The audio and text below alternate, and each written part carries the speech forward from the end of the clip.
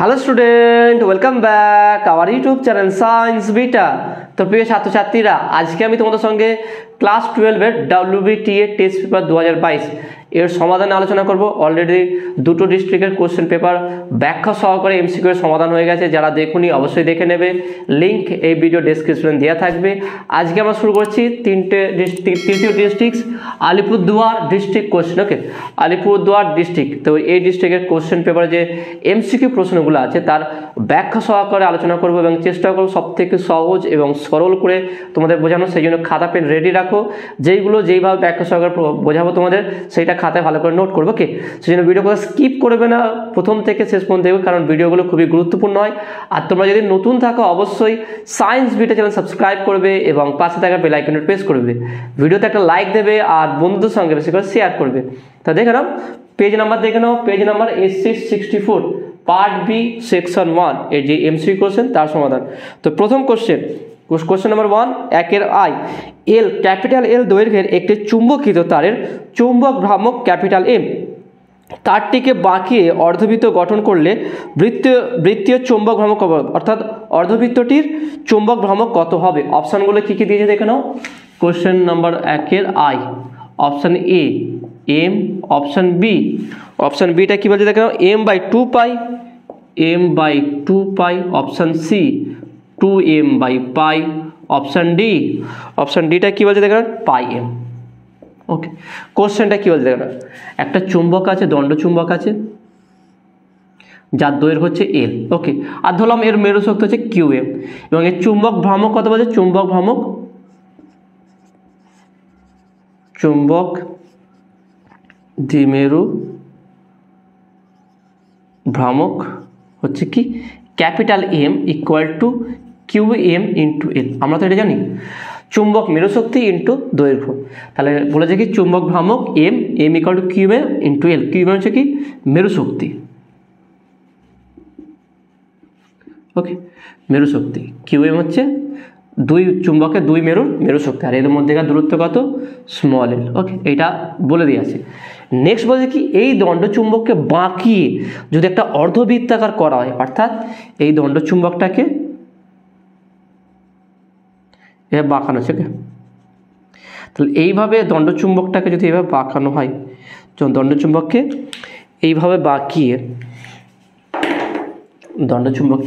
এইভাবে বাঁকিয়ে যদি একটা অর্ধবৃত্ত রূপ দেওয়া হয়, তাহলে এর চুম্বক ভ্রামকটা কত হবে? ধরলাম এটা চুম্বক ভ্রামক হচ্ছে কি m ড্যাশ হচ্ছে চুম্বক ভ্রামক। যে অর্ধবৃত্তাকার রূপ দেওয়া আছে, এই অর্ধবৃত্তাকার কেন্দ্রে এটা ধরলাম কেন্দ্র, আর এবং এর ব্যাসার্ধ হচ্ছে r। তাহলে এর ব্যাসার্ধ r হলে তার টোটালটা এখান থেকে এর রৈখিক দূরত্ব 2r। ওকে, তাহলে আমরা কি নিয়েছিলাম, চুম্বক ভ্রামকটা কি ছিল, চুম্বক ভ্রামক কিন্তু দুই দণ্ডচুম্বকের দুই মেরুর মধ্যে যে কোনো একটা মেরু শক্তি এবং তাদের মধ্যেকার দূরত্ব, এটা ছিল চুম্বক ভ্রামক। তাহলে এখানে আমি যদি বলি চুম্বক ভ্রামক হচ্ছে m ড্যাশ, তাহলে এর চুম্বক মেরু শক্তি তো পরিবর্তন হবে না, একই থাকবে qm × তাহলে এই দুটো মেরুর মধ্যেকার রৈখিক দূরত্ব কত, 2r। ওকে, 2r। এবার 2r, আর এর মান কত হবে? এবার দেখে নাও, যেহেতু এটা ব্যাসার্ধ r এবং এটা অর্ধবৃত্ত, তাহলে এর দূরত্ব টোটাল লেন্থ l। এই দণ্ডচুম্বকটা টোটাল লেন্থ কত, l। এই l দৈর্ঘ্য দণ্ডচুম্বকটাকে বাঁকানো হয়েছে, বাঁকিয়ে অর্ধবৃত্ত রূপ দেওয়া আছে। তাহলে এই l = তাহলে অর্ধবৃত্তের পরিধি কত হবে, πr। তাহলে করে বুঝে নাও, একটা অর্ধবৃত্ত আছে যার ব্যাসার্ধ r, তাহলে এর পরিধি কত হবে, πr।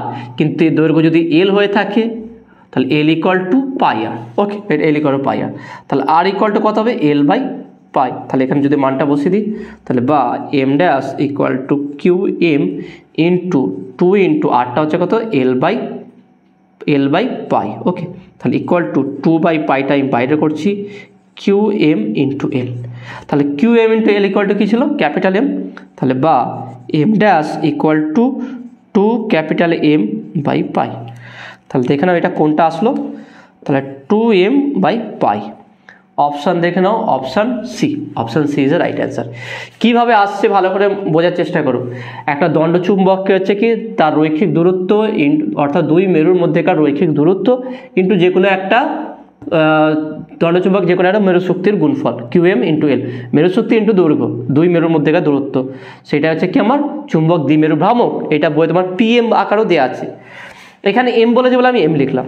তাহলে যখন এটাকে বাঁকানো হবে, বাঁকি একটা অর্ধবৃত্তের রূপ দেওয়া হবে, সেক্ষেত্রে তাহলে এর রৈখিক দূরত্ব কথা যদি ধরলাম যেই বাঁকানোর যেই অর্ধবৃত্ত রূপ দেওয়া আছে তার ব্যাসার্ধ যদি স্মল আর হয়, তাহলে M' = QM ইন্টু এর ব্যাসার্ধ আর হলে তার টোটালটা ব্যাস কত হবে 2R। তার 2R, আর এর মান কত হবে? তাহলে আমি জানি কি L দৈর্ঘ্যের দণ্ডটাকে বাঁকিয়ে অর্ধবৃত্ত করা আছে, তাহলে L = πr, পরিধি πr হবে। তাহলে R = L/π, ব্যাস আর এর মান বসিয়ে দেবো, চলে আসবে M' = 2m/π। ওকে, তো আশা করি তোমরা এটা বুঝতে পেরেছো। পরের কোশ্চেনে যাওয়া যাক। কোশ্চেন নাম্বার 2, দ্বিতীয় নম্বর কোশ্চেন দেখুন, 1 ভোল্টের সমতুল্য স্ট্যাট ভোল্ট কত হলো? এটা এর আগের কোশ্চেনও ছিল, এর আগের স্কুলে দ্বিতীয় নম্বর স্কুলে সেটাও ছিল। ওকে, উত্তর দিনাজপুর যে স্কুল ছিল ডিস্ট্রিক্টের, সেটা হয়ে গেছে। এটা দেখে নাও 1 ভোল্ট সমতুল্য কত স্ট্যাট ভোল্ট। অপশনটা আমি লিখছি এখানটায়।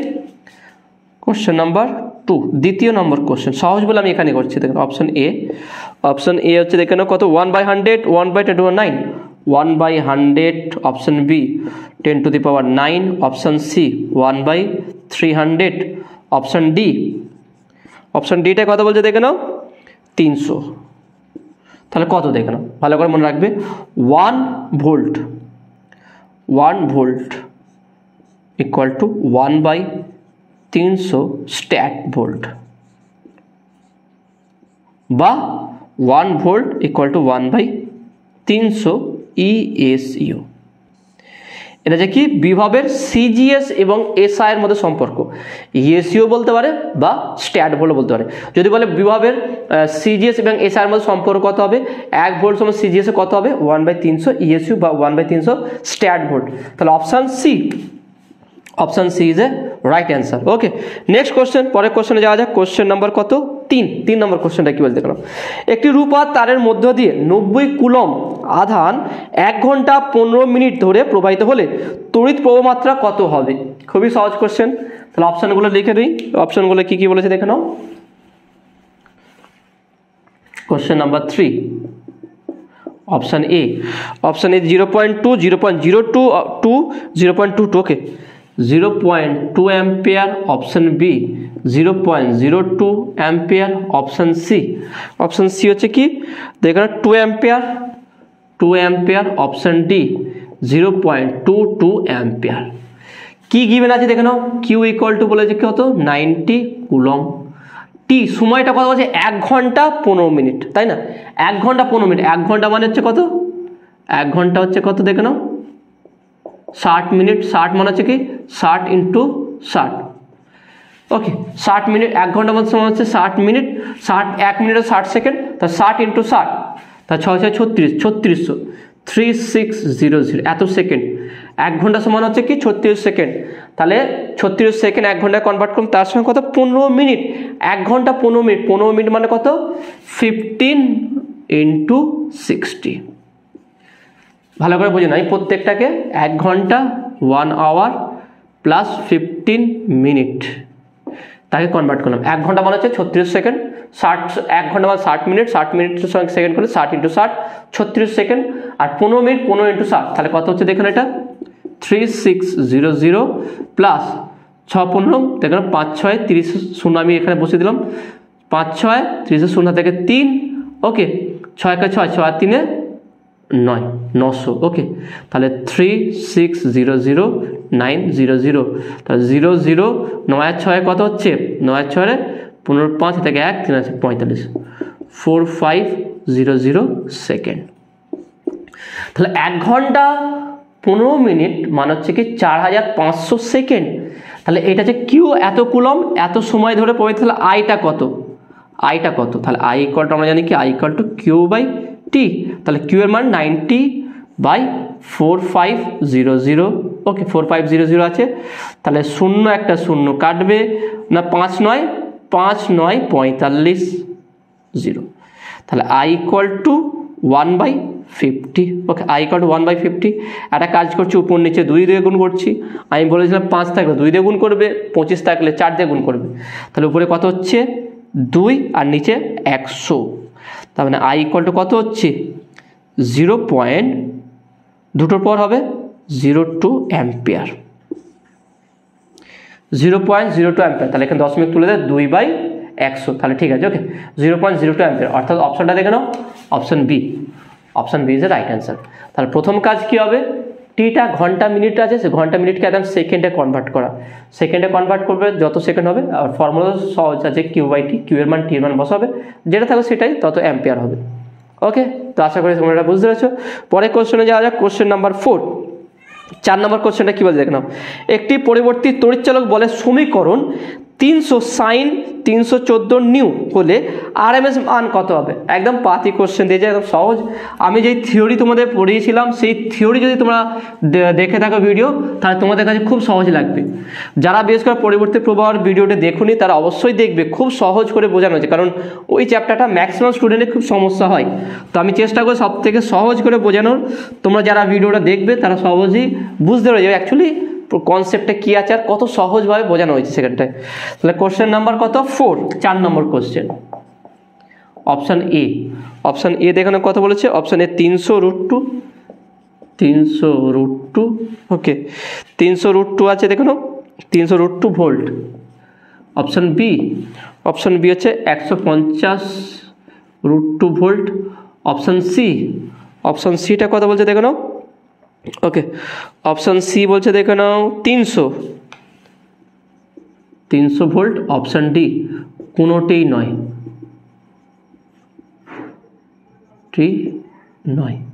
ওকে, তাহলে কোনটা সঠিক হবে দেখুন কি বলেছে, ই ইকুয়াল টু 300 sin 314। ওকে, ভি আমি ধরলাম, ওকে, ভোল্ট, এত ভোল্ট। আমরা জানি কি ই equal two E0 sin ω_t। ওকে, sin ω_t। তাহলে E0 কত? ERMS। Okay, ERMS equal to E0/√2। তাহলে এই দুটোকে কম্পেয়ার করলে E0 কত আসছে? 300 ভোল্ট।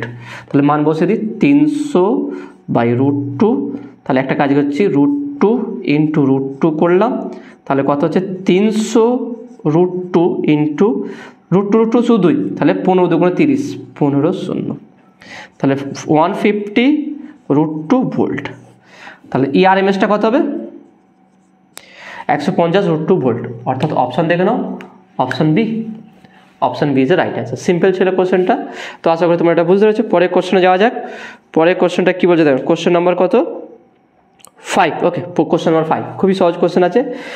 ক্যাপিটাল ই মানের সুষম তড়িৎ ক্ষেত্রে, ক্যাপিটাল ই মানের সুষম তড়িৎ ক্ষেত্রে একটি স্মল ই অবস্থিত, অর্থাৎ একটা ইলেকট্রন অবস্থিত যার আধান -e এবং স্মল এম ভরটা স্মল এম, অর্থাৎ একটা ইলেকট্রন একটা ই সুষম তড়িৎ ক্ষেত্র, ই মানে সুষম তড়িৎ ক্ষেত্রের মধ্যে অবস্থিত আছে। তাহলে ই এর মান কত হলে, ক্যাপিটাল ই অর্থাৎ তড়িৎ ক্ষেত্রের মান কত হলে ইলেকট্রনের ওজন ও তার উপর ক্রিয়াশীল তড়িৎ বল সমান হবে? খুবই সহজ কোশ্চেন দিয়েছে, দেখে নাও। কোশ্চেনটা খুবই ইজি আছে, এরকম কোশ্চেন প্রায় আসে। ওকে, এখানে দেখবে এর উপরে এমসিকিউ অনেক কটা থাকে, এরকম এর কনসেপ্টের অনেক কটা এমসিকিউ আছে অলরেডি। কোশ্চেনটা খুব সহজ আছে, দেখে নাও কী বলেছে, দেখে নাও। কোশ্চেন নাম্বার 5, অপশানগুলো আমি আগে লিখছি। অপশানটা কী বলছে দেখে নাও, অপশান হচ্ছে mg/e। অপশান বি, অপশান বিটাই বলছে কি E/mg। অপশান সি, অপশান সিটা কি দেখে নাও, EG/m। তারপরটা দেখে নাও অপশান ডি mge। কোশ্চেনটা কি বলেছে দেখে নাও, বলেছে কি একটা সুষম তড়িৎ ক্ষেত্র আছে। ওকে, সুষম একটা তড়িৎ ক্ষেত্র আছে, তার মধ্যে একটা ইলেকট্রন আছে, যার আধান হচ্ছে ই এবং ভর হচ্ছে এম। তাহলে ভর এম হলে তাহলে ইলেকট্রিক ফিল্ড ই আছে, তার ওজনটা সর্বদা নিচের দিকে কাজ করবে, সেটা হচ্ছে কি mg। তাহলে ওজনের জন্য যে বল কাজ করবে F = mg। ওকে, এবং ইলেকট্রন যে কোনো আধান যখন কোনো তড়িৎ ক্ষেত্রে থাকবে তার উপর তড়িৎ বল একটা ক্রিয়া করবে, সেই তড়িৎ বলটা কত হবে? F = QE, তাই না? এখানে কিউটা ই ইলেকট্রন বলে দিচ্ছে। ওকে, তাহলে বলতে পারে কি Fe = EE। তাহলে এটা 1 নম্বর, এটা 2 নম্বর। তাহলে এখানে মধ্যে এই সুষম তড়িৎ ক্ষেত্রের মান কত হলে এই ওজনজনিত ভরের জন্য যে ওজনজনিত যে বলটা আছে এবং তড়িৎ বলটা পরস্পর সমান হবে। তাহলে বলতে পারি অতএব E E equal to M G, তাহলে বা E equal to M G by E. তাহলে এম জি বাই ই, তড়িৎ ক্ষেত্রের মান এম জি বাই ই হলে তবে এই তড়িৎ বল আর ইলেকট্রন ওজনজনিত যে বল আছে পরস্পর সমান হবে। তাহলে কোনটা অপশন ঠিক হচ্ছে দেখুন, option A. Option A is a right answer. Okay, তো আশা করি তোমরা এটা বুঝতে পেরেছো। পরের কোশ্চেনে যাওয়া যাক। পরের কোশ্চেনে দেখো আরও সহজ আছে, খুবই সহজ কোশ্চেন। এর আগে আমি টেস্ট পেপারে এইগুলো সমাধান করে দিয়েছিলাম। কোশ্চেনে দেখুন বারবার রিপিট হচ্ছে, তাহলে এই কোশ্চেনটা গুরুত্বপূর্ণ আছে। ভালো করে মনোযোগ দিয়ে এই কোশ্চেনটা ভালো করে বুঝবে আর এটা অ্যান্সার করে আসবে। কোশ্চেন নম্বর 6 দেখুন কি বলছে, কোনটি তড়িৎচুম্বকীয় তরঙ্গ নয়? কোনটি তড়িৎচুম্বকীয় তরঙ্গ নয়? তাই না, এই কোশ্চেনটা অনেকবার রিপিট হয়েছে, তাই অনেকবার করিয়েছি, তবে এখানে করে দিচ্ছি। দেখেন বলছে কি অপশান এ ইউভি রশ্মি, অপশান বি বিটা রশ্মি, অপশান সি এক্স রশ্মি, অপশান ডি গামা রশ্মি। কোনটা তড়িৎচুম্বকীয় তরঙ্গ নয়? আমি এখানটায় লিখছি question number 6, option A UV রশ্মি, অপশান বি বিটা রশ্মি, অপশান সি এক্স রশ্মি, অপশান ডি গামা রশ্মি। ওকে, তাহলে এই চারটে ইউভি বিটা এক্স রে এবং গামা রশ্মি, চারটের মধ্যে কোনটি তড়িৎচুম্বকীয় তরঙ্গ নয়? আমি আগেও বলেছিলাম, তবু এবারও বলে যারা নতুন তারা শুনে নাও। যে সমস্ত রশ্মির নিজস্ব ভর আছে তারা কখনো তড়িৎচুম্বকীয় তরঙ্গ নয়। যাদের ভর আছে তারা তড়িৎচুম্বকীয় তরঙ্গ নয়। ওকে, আর যাদের ভর নেই তারা তড়িৎচুম্বকীয় তরঙ্গ। গামা রশ্মি এর কোনো ভর নেই, ফোটন কণা। এক্স রশ্মি ফোটন কণা, ভর নেই। ইউভি রে ফোটন কণা, ভর নেই। বিটা রশ্মি আমরা কাকে বলি? যে নিউক্লিয়াসের যখন নিউট্রন ভেঙে যায় সেখান থেকে একটা প্রোটন একটা ইলেকট্রন উৎপন্ন হয়, সেই ইলেকট্রনটা বিটা রশ্মি আকারে বেরিয়ে যায়। অর্থাৎ এটা নিউক্লিয় ঘটনা। এই বিটা রশ্মি হচ্ছে কি একটা ইলেকট্রন কণার স্রোত। বিটা রশ্মিটা কি ইলেকট্রন কণার স্রোত। তাহলে ইলেকট্রন কণার স্রোত, তাহলে একটা ইলেকট্রন কণা হলে তার ভর আছে, তাহলে সেটা কখনো তড়িৎচুম্বকীয় তরঙ্গ নয়। তাহলে বিটা রশ্মি কখনো তড়িৎচুম্বকীয় তরঙ্গ নয়। বিটা রশ্মি বা আলফা রশ্মি যাই বলা যায়, এরা কখনো তড়িৎচুম্বকীয় তরঙ্গ নয়। তাহলে option B is a right answer. Okay, next question number 7। Okay, এটা কোশ্চেন নাম্বার 6 ছিল। কোশ্চেন নাম্বার 7টা দেখে নাও। এফ ফোকাস দৈর্ঘ্যের উত্তল দর্পণ 1/n গুণ বিবর্ধিত প্রতিবিম্ব সৃষ্টি করলে দর্পণ থেকে বস্তুর দূরত্ব কত হবে? দর্পণ থেকে বস্তুর দূরত্ব কত হবে যখন উত্তল দর্পণের বিবর্ধন হচ্ছে 1/n গুণ? ওকে, তাহলে এটাও খুব সহজ আছে। তাহলে কিভাবে সমাধান করবো দেখে নাও। খুবই ইজি কোশ্চেন, একদম আমি তোমাদের সহজ করে বুঝিয়ে দেবো। এইটা তোমাদের অঙ্ক হিসাবে আসলেও সমস্যা হবে না। ঠিক এই কনসেপ্টের উপরে কিন্তু WBH রিসেন্ট তোমাদের দেখবে WBH এর উপরে গাণিতিক সমাধানের ভিডিও আপলোড করেছিলাম। তোমাদের আমি বলেছি দেখবেন WBTA WBH এই দুটো টেস্ট পেপারের আমি MCQ নিউমেরিক্যাল প্রবলেমগুলো যা আছে সবই সমাধান করে দেবো। তো অলরেডি আমি WBH এর 1 থেকে 6টা পেজের MCQ ব্যাখ্যা সহকারে সমাধান তোমাদের করে দিয়েছি। WBT এর 2টো পেজের সমাধান MCQ হয়ে গেছে। WBH এর ফার্স্ট মডেল কোশ্চেন সেটের নিউমেরিক্যাল যত নিউমেরিক্যাল আছে সমস্ত, মানে একটা ভিডিওর মধ্যেই টোটাল প্রথম মডেল কোশ্চেন সেটের সমস্ত অঙ্ক ব্যাখ্যা সহকারে সমাধান করা আছে। যা দেখোনি অবশ্যই দেখে নেবে। যে তোমরা সায়েন্স ভিটাতে যাবে, সায়েন্স ভিটা ভিডিওতে যাবে, সেখানে দেখবে প্রথমেই এই ভিডিওটা পেয়ে যাবে। তাছাড়া WBH এর যে ফোল্ডার করা আছে সেখানে ক্লিক করলেও তোমরা ভিডিওটি পেয়ে যাবে। তাহলে WBH এর প্রথম মডেল কোশ্চেন সেটের নিউমেরিক্যাল বা গাণিতিক সমাধান সম্পূর্ণ ওই মডেল কোশ্চেন সেটের ফার্স্ট মডেলের সম্পূর্ণ সমাধান করা আছে। তো এখানে দেখে নাও। তো আমি WBT এরও তোমাদের 10টার মতো স্কুল যদি কমপ্লিট হয়ে যায় তখন আমি তোমাদের এটা নিউমেরিক্যাল প্রবলেম সমাধান করে দেবো। তাহলে এখানে কি বলছে কোশ্চেন নাম্বার 7 অপশানগুলো আগে লিখে নিই আমরা। অপশান এ কি বলছে দেখে নাও, n-1 f। অপশান বিটা কি বলছে দেখে নাও, n+1 f। অপশান সিটা দেখে নাও কি বলছে, nf। Option D f/n। কোশ্চেনটা একটু ভালো করে বোঝার চেষ্টা করো। একটা উত্তল দর্পণ আছে, ওকে, উত্তল দর্পণের বস্তু যদি এখানটায় থাকে, উত্তল দর্পণের বস্তু সর্বদা কোথায় থাকে, এখানটায়। এটা বস্তু দূরত্ব প্রতিবিম্ব এইখানটায় করে তৈরি হয়, এটা প্রতিবিম্ব দূরত্ব ভি, ওকে। আর এফ হচ্ছে কি ফোকাস দৈর্ঘ্য। কোশ্চেনটা কি বলেছে যে এফ ফোকাস দৈর্ঘ্যের উত্তল দর্পণ 1/n গুণ বিবর্তিত, অর্থাৎ m equal two small m equal two 1/n, ওকে। 1/n যদি বিবর্তিত হয় সৃষ্টি করলে দর্পণ থেকে বস্তু দূরত্ব কত হবে, দর্পণ থেকে বস্তু দূরত্ব কত হবে। তাহলে আমরা বলতে পারি, আমরা জানি বস্তু দূরত্ব মানে কি বের করতে হচ্ছে, ইউ, ইউটা কত হবে, ওকে, ইউটা বের করতে হবে। বস্তু দূরত্ব দর্পণ থেকে বস্তুটি কত দূরত্ব থাকবে সেটা বের করতে হচ্ছে। তাহলে বলতে পারি আমরা জানি m equal to F by F minus U, okay. আমরা জানি f ইকুয়াল টু মানে m equal to F by F minus U. তাহলে বা যদি আমরা কোনাকুনি গুণ করি m, আচ্ছা m এর মান প্রথমে বসিয়ে দিই এখানটায়। m এর মান কত 1/n, বিবর্তিত হচ্ছে 1/n equal to F by F minus U. তাহলে বা একের সঙ্গে গুণ করি F minus U equal to N F. তাহলে বা minus U equal to N F, এফটাও দিয়ে গেলে মাইনাস এফ। তাহলে বা মাইনাস ইউ ইকুয়াল টু যদি এফ কমন নিয়ে নিই তাহলে n মাইনাস 1। তাহলে বা U equal to minus n minus 1 into F. এবার দেখেন এই মাইনাসটা এসছে, তাই না, মাইনাস কেন, ইউ অলওয়েজ নেগেটিভ আর ভি অলওয়েজ পজিটিভ। দেখে নাও বস্তু যেখানে থাকবে, ভালো করে মনে হয়, বস্তু যেখানে থাকবে সেটা সর্বদা পজিটিভ নেগেটিভ হবে। উত্তল দর্পণে যেদিকে বস্তু থাকবে সেটা পজিটিভ থাকবে, নেগেটিভ থাকবে। আর বস্তু যেদিকে তার অপোজিটে প্রতিবিম্ব তৈরি হবে সেটা পজিটিভ হবে। অর্থাৎ লেন্সের বা দর্পণের অপোজিটটা পজিটিভ, এই দিকটা নেগেটিভ। যেই দিকে বস্তু থাকবে, যে কোনো উপর নিচে যে কোনো জায়গা থাকবে, সিম্পলভাবে বুঝে নেবে, এখানে হোক এখানে, যে কোনো জায়গায় এই টোটাল এরিয়ার মধ্যে যদি বস্তু যেখানে সেই টোটাল এরিয়াটা নেগেটিভ। আর দর্পণের অপর প্রান্তে এইটা পুরোটাই পজিটিভ, ওকে। তাহলে অ্যাকচুয়ালি ইউ ইকুয়াল টু আসলো মাইনাস, তাহলে আমরা ইউটা কি লিখি মাইনাস ইউ আকারে।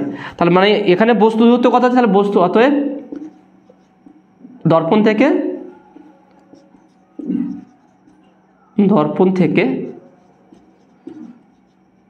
বস্তুর দূরত্ব কত হচ্ছে, তাহলে দেখে না n minus 1 into F, n minus 1 into F, negative দূরত্বের জন্য, ওকে। দেখবে এটা অঙ্ক করতে ক্ষেত্রে তাহলে বস্তু দূরত্ব 60 সেন্টিমিটার বললো, সেখানে ইউ এর মান যখন বসায় -60 বসায়, কারণ বস্তু অলওয়েজ নেগেটিভ থাকে। তাহলে n মাইনাস 1 ইন্টু এফ, তাহলে অপশনটা কোনটা হচ্ছে দেখে নাও, option A. Option A is a right answer, okay. Next আমরা পরবর্তী কোশ্চেনে যাব। পরবর্তী কোশ্চেনটা দেখানো কি বলছে, 8 নম্বর কোশ্চেন, f1 ও f2 ফোকাস দৈর্ঘ্যে দুটি পাতলা উত্তল লেন্সকে পরস্পর সংস্পর্শ রাখলে সমকক্ষের ফোকাস দৈর্ঘ্য কত হবে। খুবই সহজ কোশ্চেন আছে, দেখে নাও। তাহলে এর অ্যান্সারটা কি হবে, আমি অপশনটা আগে লিখে দিচ্ছি তোমাদের, তারপরে অ্যান্সারটা তোমাদের বোঝাচ্ছি। তাহলে অপশনটা দেখে নাও কি কি বলেছে, question number 8, okay. Option A বলছে দেখে নাও f1 minus f2, f1 minus f2। Option বিটা কি বলছে দেখে নাও 1/f1 1/f1 plus 1/f2। Option C f1 f2 f1 into f2 by f1 plus f2। Option D f1 plus f2 f1 plus f2 by f1 f2। কি বলছে দেখুন, দুটি পাতলা লেন্স যাদের ফোকাস দৈর্ঘ্য f1 f2, দুটো পাতলা লেন্সকে পরস্পর সংস্পর্শ করা যায়, পরস্পর টাচ করি যদি করা নাই, এর ফোকাস দৈর্ঘ্য ধরলাম f1, এর ফোকাস দৈর্ঘ্য আছে f2। তাহলে এদের মানে লব্ধি বা তুল্য ফোকাস দৈর্ঘ্য কত হবে, সেটাকে পাতলা লেন্স যদি হয় সেক্ষেত্রে আমরা ধরি 1/F equal to 1/f1 plus 1/f2। তাহলে এটাকে লসাগু করলে কত হবে দেখো নাও, তাহলে বা 1/f equal to f1 f2 f1 plus f2, ওকে, এটা আসবে। তাহলে বা f ইকুয়াল টু কত হচ্ছে f1 f2 by f1 plus f2। কোশ্চেনটা যত সহজ লাগছে ততটা কিন্তু মানে গুগলি টাইপের, অর্থাৎ তুমি দেখি হয়তো প্রথমটা অপশন বিটাই রাইট বলে দেবে, কারণ ফরম্যাটটা দেখুন এই ফরম্যাট আছে। তারপরটা দেখে নাও 1/f = f1 plus f2 by f1 f2, তুমি এইটা অপশন ডিটাও রাইট বলতে পারো। কিন্তু পুরো দেখবে ক্যালকুলেট তাড়াহুড়ো সেজন্য না করে, খুব সহজ কোশ্চেন হলে না খুব তাড়াহুড়ো করতে নেই, একদম প্রথমে খাতা একবার লিখবে, ডাইরেক্ট মুখে মুখে অ্যান্সার করবে না, খাতা লিখবে কোনটা, সেখান থেকে কি বের করতে বলছে, ফোকাস দৈর্ঘ্য মানে এফ বের করতে, 1/f না।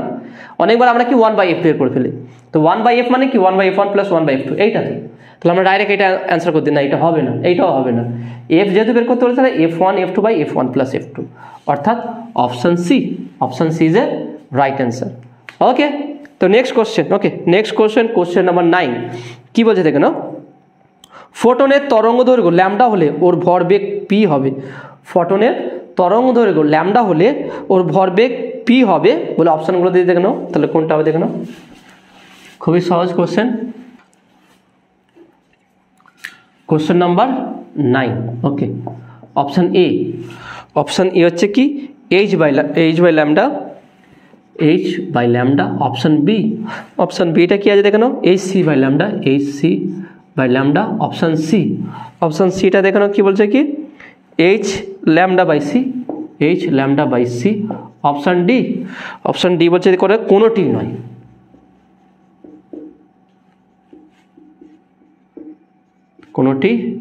নয়। একটি ফোটনের ভরবেগ, ওকে, ফোটনের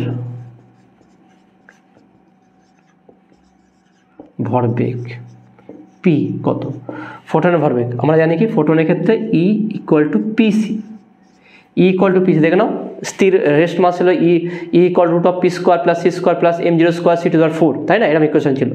m0 ছিল রেস্ট মাস, বিশেষ করে কোয়ান্টাম থিওরি যারা আমার ভিডিও দেখে তারা বুঝতে পারছো কোন জায়গাটা আমি আলোচনা করছি।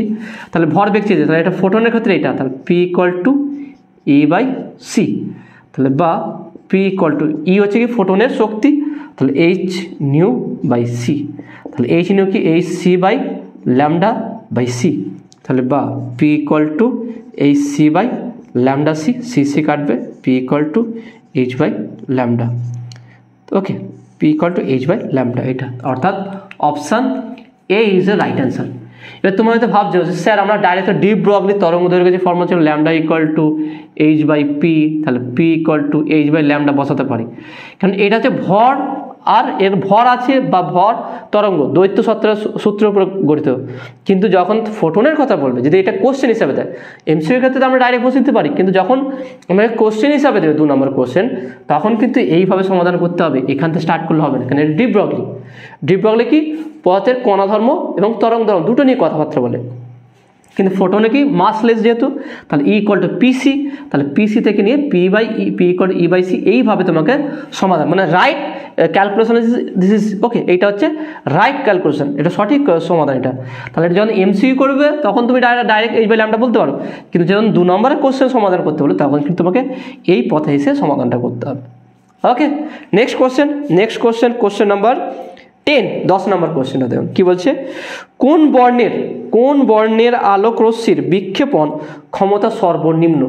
বিক্ষেপণ মানে যখন সূর্য থেকে রশ্মি আসে মেঘের দ্বারা বিক্ষিপ্ত হয়ে বিভিন্ন রকম ভেঙে যায়, অর্থাৎ আমরা যে সাদা আলো সূর্য থেকে আসে সেই আলোটা কিন্তু পৃথিবীর ভিতরে পৃষ্ঠায় পড়ে প্রকৃত সাদা নয়, হালকা হলুদ টাইপের থাকে, অর্থাৎ এখান থেকে কিছু রশ্মি বিক্ষিপ্ত হয়ে যায় বায়ুমণ্ডলের মেঘ দ্বারা।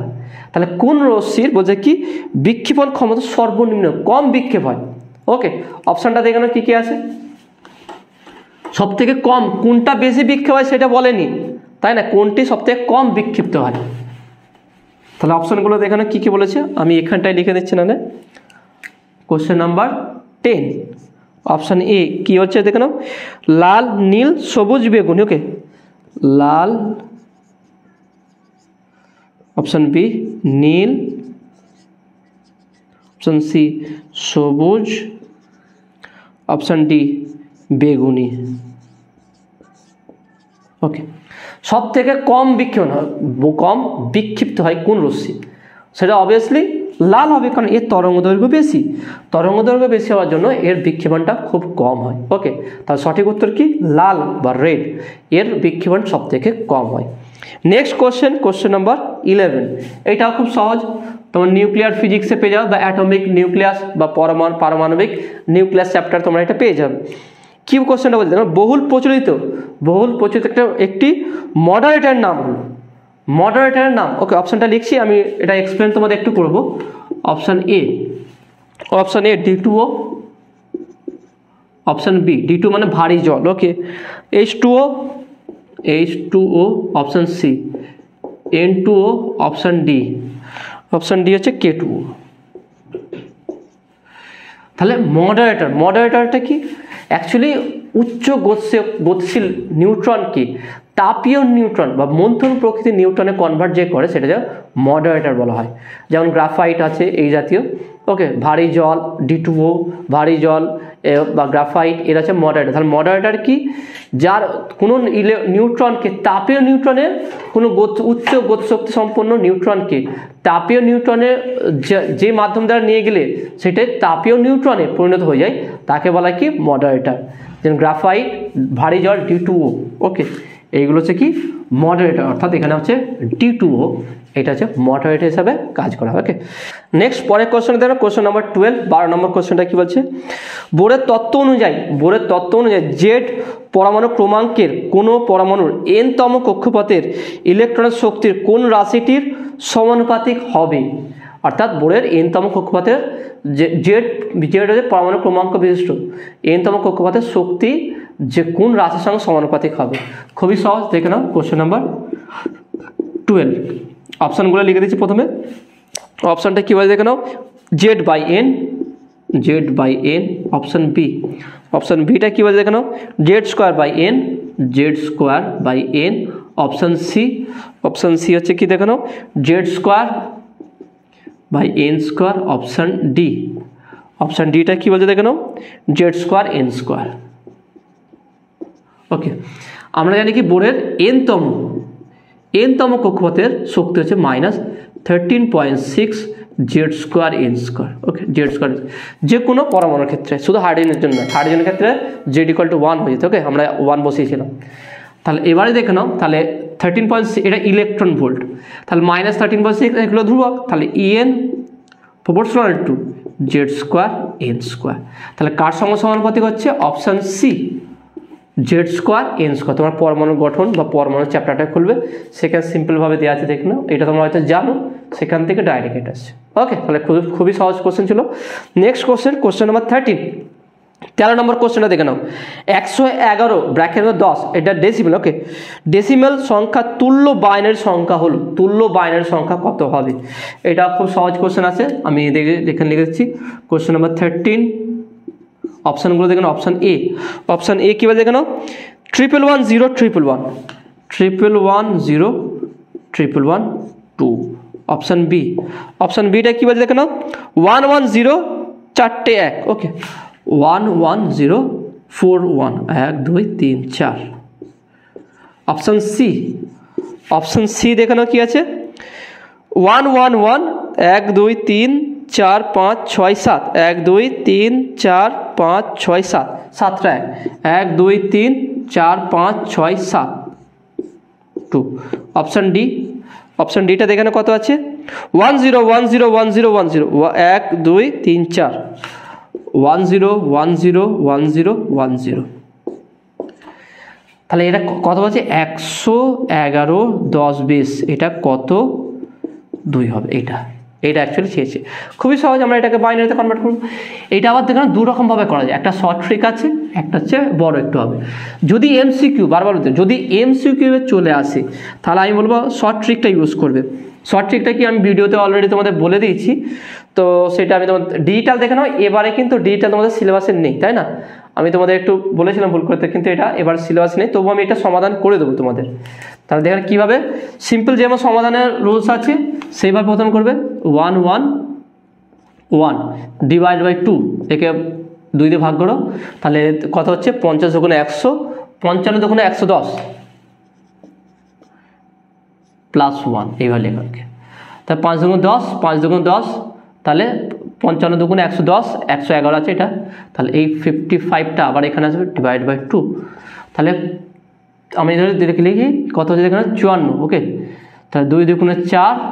ওকে, যদি এটা দেখেন 2 দুগুণে 4 আর কত 14, 7 দুগুণে 14 27 প্লাস 1। তার 27 ইন্টু 2 করো, 7 2 14 4 থেকে 1 2 2 4 5 54, এটা 27 ডিভাইডেড বাই 2 কত হচ্ছে দেখে নাও এটা, তাহলে 27 তাই না, 26 13 2 26 13 plus 1 13 divided by 2 6 2 12 plus 1 6 divided by 2 3 2 6 plus 0 3 divided by 2 2 1 2 plus 1 1 divide by 2 0 plus 1। Okay, এটা কথা কীভাবে লিখতে হবে দেখো, বটম টু টপ, এইভাবে বটম টু টপ। তাহলে কত হচ্ছে দেখে নাও 1 1 1 10 ইকুয়াল টু 1 1 0 1 2 3 4 1 2 3 4, অর্থাৎ অপশানটা দেখে নাও কোনটা হচ্ছে 1 1 0 4টে 1, option B, option B is a right answer. Okay, তাহলে এইটা হচ্ছে একটা লং প্রসেস, এইভাবে তোমরা করতে পারো। যদি 2 নম্বরের কোশ্চেন আছে এইভাবে সমাধান করবে, যদি এমসিকিউ আসে কীভাবে সমাধান করবে, শর্ট ট্রিকটা কী দেখে নাও 111 তাই না, তাহলে এটা কী করবে, আমরা জানি কি 1 2 4 8 তাই তো, এতটুকু জানি, তারপরে তুমি করবে 16 32 64। ওকে, এবার দেখে নাও কোনটা কোনটা যোগ করলে আমার 111 হবে। 64 সঙ্গে যদি 32 যোগ করো তাহলে 4 6 হচ্ছে, 6 3 9। ওকে, কত হচ্ছে দেখে নাও 4 5 6। ওকে, 6 আর 6 আর 3 9 96, আর 4 দরকার এটা, অর্থাৎ 4 দেখে নাও 4 4 8 9 10, 10-এর 0 থেকে 1 3 4 3 1 3 1 4। ওকে, দেখুন 6 আর 3 দেখুন 4 4 8 9 10 0 থেকে 1 3 4 4 6 10 100। তো 100 সঙ্গে তার সঙ্গে কী দরকার, আরও 10 দরকার। তার মানে আমি একটা কাজ করতে পারি, 8 এর সঙ্গে 8 আর 2 আর 1, 8 2 1 যদি নিয়ে নিই কত হচ্ছে দেখে নাও 10 11 1 থেকে 1 1 1। ওকে, তাহলে কত হচ্ছে দেখে নাও, অর্থাৎ 64 কত কত নিলাম 64, যেটা যেটা আমরা যোগ করে 111 আসবে সেইগুলোর নিচে 1 বসবে। 64 তারপরে 32 তারপরে 8 তারপরে 4 তারপরে 2 তারপরে 1 0। তার মানে কত আসছে 1 1 1 10 ইকুয়াল টু 1 1 0 1 1 1 1 2। এটা হচ্ছে শর্ট ট্রিক, ডাইরেক্ট হয়ে যাবে। অর্থাৎ এখানটা আমরা কীভাবে করলাম দেখে নাও, প্রথমে এই নাম্বারটা লিখবে 1 2, আমরা যেটা 4 8 পর্যন্ত জানতাম তাই না, কিন্তু এটা বাড়াবে, এটা কীভাবে 1 2 4 8, তার 2 2 বাজে 8 2 16 16 2 32 32 64, যতক্ষণ না 111 আসছে। 64 পরে এই জন্য বাড়ালাম না, কারণ 64 পর থেকে এইগুলো যদি যোগ করা যায় 111 চলে আসবে। 64 32 যোগ করো কত হচ্ছে 100। ওকে, 64 দেখে নাও 64 আর 32 যোগ করলে কত 96। তাহলে 96-এর সঙ্গে দেখে নাও আমি যদি 8 যোগ করি 8 4 2 1 যোগ করলে 111 চলে আসবে। তাহলে যেইগুলো যোগ করলে 111 হবে তার নিচে 1 বসবে, আর যেটা যোগ করবো না সেটা 0 হয়ে যাবে। আমি 16 যোগ করিনি সেখানে 0 বসিয়ে দিয়েছি। তাহলে এইভাবে করতে পারো বা এইভাবে করতে পারো, যেটা ভালো লাগে। তো right answer is option B. Okay, next question এবং লাস্ট কোশ্চেন এমসিকিউ দেখে নাও, সেটা কি 14 নম্বর কোশ্চেনটা, একটি পূর্ণ তরঙ্গ একমুখী কারকের আউটপুট হলো অপশান এ একটি পরিবর্তী ভোল্টেজ, অপশান বি একটি সমবর্তী voltage, option C 0, option D স্পন্দিত একমুখী ভোল্টেজ। খুবই সহজ কোশ্চেন আছে এবং একটু কনসেপচুয়াল আছে, কীভাবে দেখে নাও। এইটা আমরা খুবই সহজে সমাধান করতে পারবো। অ্যাকচুয়ালি আমরা যদি একমুখী পূর্ণ তরঙ্গ একমুখী করি সেটা আমরা যেটা পাই সেটা এইরকম পাই তাই না, এইভাবে। তাহলে এটা অবশ্যই পরিবর্তী প্রবাহ হবে না। ওকে, সমপ্রবাহ, কিন্তু এটা একটা ফ্রিকোয়েন্সি থাকবে। দেখে নাও সমপ্রবাহ বলতে কী বোঝে, একটা এরকম। ওকে, কিন্তু এটা দেখে নাও যে একটা এই ভোল্টেজটা ফিক্স নেই, কমছে বাড়ছে, অর্থাৎ এটা স্পন্দিত। কোশ্চেন নাম্বার 40 হবে কি, এটা কি স্পন্দিত, অর্থাৎ এটা পরিবর্তী প্রবাহ তো হবে না, কারণ নেগেটিভ পার্ট আমরা পাবো, সবই পজিটিভ পাবো।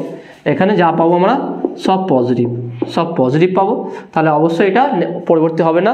আর এর সমপ্রবাহ হবে না, যে একটি সমবর্তী ভোল্টেজ সেটা হবে না, কারণ এর ফ্রিকোয়েন্সি আছে, ভোল্টেজ আপ ডাউন আছে। তাহলে এটা কি হবে, একটি স্পন্দিত একমুখী ভোল্টেজ, অর্থাৎ option D is a right answer. একটি স্পন্দিত একটি স্পন্দিত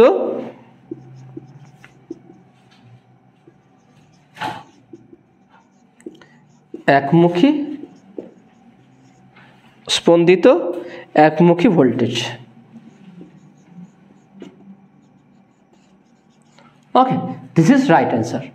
ওকে, তা দেখে নাও আজকে আমি তোমাদের স্কুল মানে আলিপুরদুয়ার ডিস্ট্রিক্ট কোশ্চেনে এর 3 নম্বর যে ডিস্ট্রিক্ট ছিল তার সমাধান, সম্পূর্ণ সমাধান ব্যাখ্যা সহকারে আলোচনা করলাম।